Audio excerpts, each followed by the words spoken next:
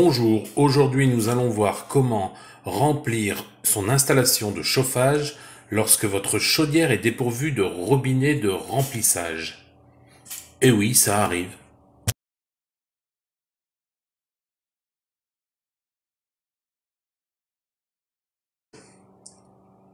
Donc souvent sur les chaudières comme là, c'est une chaudière Viessmann qui fait que le chauffage. Enfin, elle fait le chauffage et elle fait aussi de l'eau chaude mais avec un ballon déporté. Donc comme on peut voir là, il manque quand même de l'eau au niveau de la chaudière. On vérifie quand même en dessous qu'il n'y ait pas une arrivée d'eau froide quelque part pour pouvoir remplir, mais là il n'y a que le robinet de gaz, hein. Le robinet jaune que vous voyez au milieu, c'est le robinet de gaz.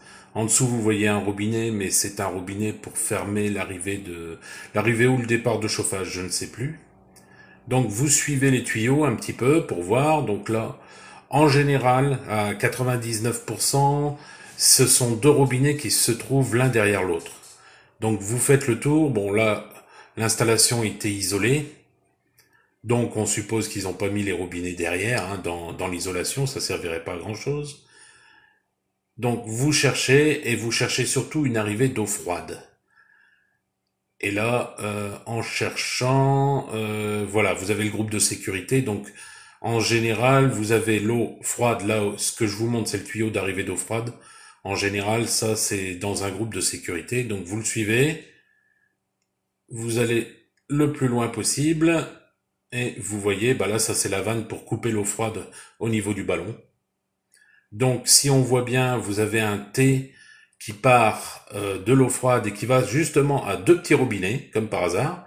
Et si vous continuez, vous suivez le tuyau, vous arrivez à ce qu'on appelle, je crois que là c'était le départ d'eau chaude, mais en général c'est sur le retour, hein, qu'on fait le remplissage.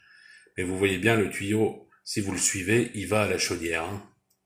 Donc, vous pouvez déjà essayer de tester d'ouvrir les deux robinets, mais légèrement, comme j'ai fait là, et de regarder au niveau du manomètre pour voir si le manomètre bouge.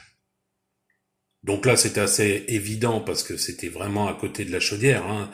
Mais en général, ils sont deux robinets l'un derrière l'autre, mais ça peut des fois être très éloigné de la chaudière. Après, vous n'oubliez pas de les refermer une fois que vous êtes arrivé à peu près à 1,5 bar. Voilà, c'est tout pour aujourd'hui.